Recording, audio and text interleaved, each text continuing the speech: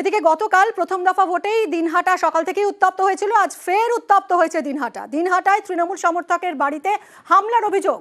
দিনহাটায় তৃণমূল সমর্থকের বাড়ি ভাঙচুরের অভিযোগ, বিজেপির বিরুদ্ধে অভিযোগ। শুভঙ্কর আমাদের প্রতিনিধি রয়েছেন। শুভঙ্কর, এই ঘটনা সম্পর্কে আমাদের জানাও।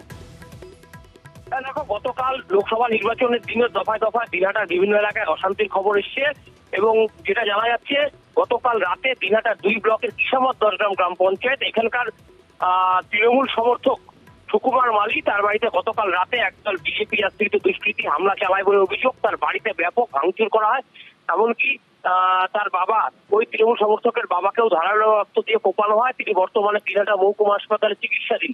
এই ঘটনায় তৃণমূল নেতৃত্ব বিজেপির বিরুদ্ধে অভিযোগ করেছে, যদিও বিজেপি নেতৃত্বের দাবি যে ওই তৃণমূল সমর্থক সুকুমার মালি এলাকার একজন দুষ্কৃতী।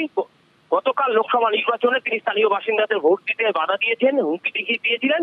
সে কারণেই স্থানীয় বাসিন্দারা উত্তেজিত হয়ে তার বাড়িতে ভাঙচুর চালিয়েছে। অনেক ধন্যবাদ তোমায়। এদিকে ভোটের পরও দিনহাটায় বোমা উদ্ধার হয়েছে। বিজেপি পোলিং এজেন্টের বাড়ির সামনে থেকে বোমা উদ্ধার হয়েছে। সকালে 2টো তাজা বোমা উদ্ধার হয়, চাঞ্চল্য ছড়িয়েছে এলাকায়।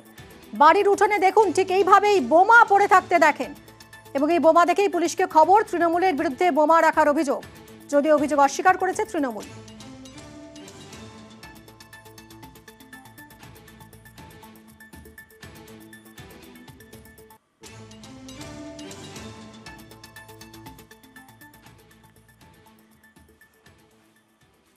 অন্যদিকে ধূপগুড়ি থেকেও ভোট পরবর্তী অশান্তির খবর আসছে। বিজেপির পোলিং এজেন্টকে মারধরের অভিযোগ।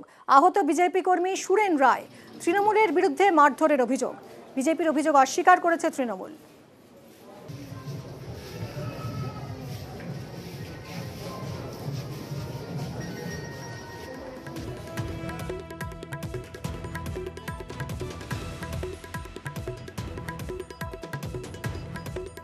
তৃণমূলের বিরুদ্ধে মারধরের অভিযোগ, যদিও তৃণমূল এই অভিযোগ অস্বীকার করেছে।